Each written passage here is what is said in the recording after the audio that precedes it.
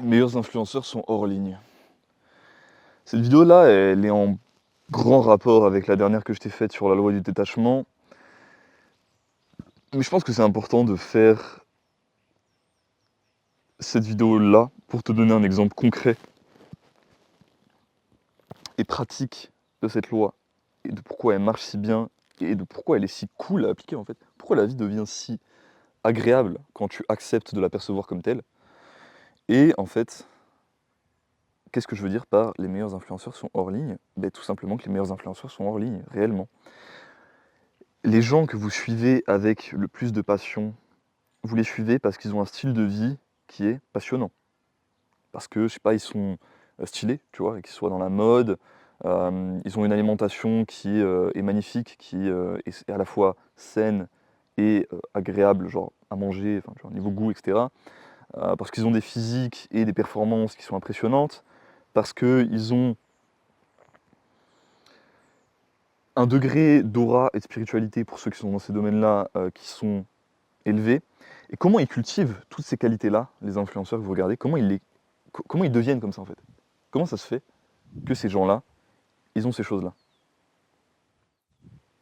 Bah, tout simplement parce qu'ils passent leur temps à cultiver ces choses-là.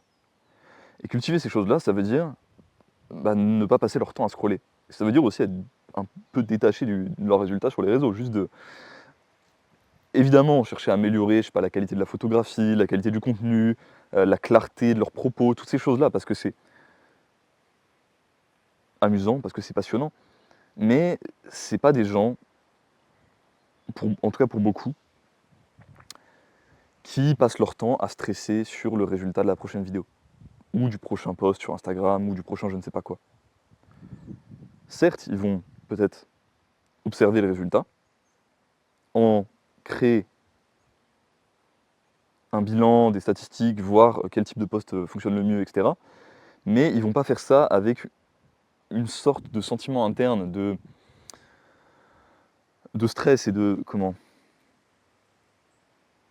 et d'attachement, parce que ça va tout simplement les freiner dans ce travail-là. Si tu veux réussir sur les réseaux, si tu veux avoir une personal brand intéressante, au final, je pense que c'est ça juste le propos de la vidéo. Si tu veux avoir une personal brand intéressante, il faut que tu aies une vie intéressante. Et si tu veux avoir une vie intéressante, tu peux pas avoir une putain de vie intéressante si tu passes ton temps à scroller. Ok? Faut que tu passes ton temps à vivre, et il faut juste que tu documentes ce que tu vis, ou ce que tu penses. Tu vois, moi, cette chaîne-là, cette chaîne YouTube que tu regardes, je passe juste mon temps. Alors, je lis mes livres, j'écris dans je journal, je fais tous mes trucs. Et en fait, je me sers de cette chaîne pour parler des idées que j'intègre, que je pense utiles et que je pense intéressantes, non seulement à moi, mais à d'autres. Et simplement le fait de faire ça, qui est de base un exercice que je ferais même s'il n'y avait pas YouTube, simplement pour créer de la clarté et créer euh, de la compréhension dans mes idées,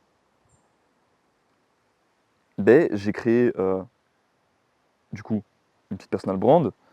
Je me suis retrouvé avec la possibilité d'assister les gens dans leur développement, dans leur style de vie, dans leur alimentation, leurs pratiques sportives, etc. Que ce soit à travers du coaching ou même à travers la communauté privée qu'on a mis en place avec trois de mes amis. Donc oui, une personal brand, c'est ça en fait. Une personal brand, c'est être un bon influenceur. Alors ça dépend de la pratique que tu prends. Moi, je te parle vraiment que de personal brand parce que c'est que ça que je trouve intéressant et amusant. C'est d'abord documenter ta vie, essayer de la tourner de manière la plus aguicheuse possible, parce que évidemment, juste documenter ta vie, si tu as ce truc de moi, c'est pas ça qui va intéresser les gens. Ce qui va intéresser les gens, c'est qu'est-ce que ça leur apporte à eux, tu vois. Donc par exemple, quand je te fais une vidéo sur la loi du détachement, je te donne des exemples dans ma vie personnelle, j'explique le principe, et expliquer le principe me permet de mieux le comprendre, mais c'est un principe avant tout qui t'est utile à toi. Et c'est pour ça que tu cliques sur la vidéo, tu vois. Donc oui, il faut quand même apprendre un peu à aguicher le public, mais dans une première phase, le plus important, c'est juste avoir une vie intéressante et documenter ta vie. Donc, crée-toi une vie intéressante et documente ta vie intéressante si tu veux avoir une personal brand. Après, évidemment, il y a plein de choses que tu peux faire, apprendre le marketing, apprendre différents outils enfin, différents types de contenus, etc. C'est quelque chose que je suis en train de faire parce que je trouve ça aussi intéressant. Ça permet de continuer à évoluer sur le chemin. Mais vraiment, la première brique de l'édifice, si tu veux aller sur ce chemin-là, c'est apprendre à être régulier, apprendre à documenter ta vie et avoir une putain de vie intéressante. Je me répète, je me suis déjà répété 3000 fois alors que la vidéo a fait que 5 minutes. C'est pas grave. Au moins, je pense et j'espère que le message est passé. C'est tout pour aujourd'hui. Si tu as des questions, si tu veux me parler, si tu veux plus de mon contenu, n'hésite pas à nous rejoindre dans la communauté. Passe une bonne journée et je te dis à la prochaine.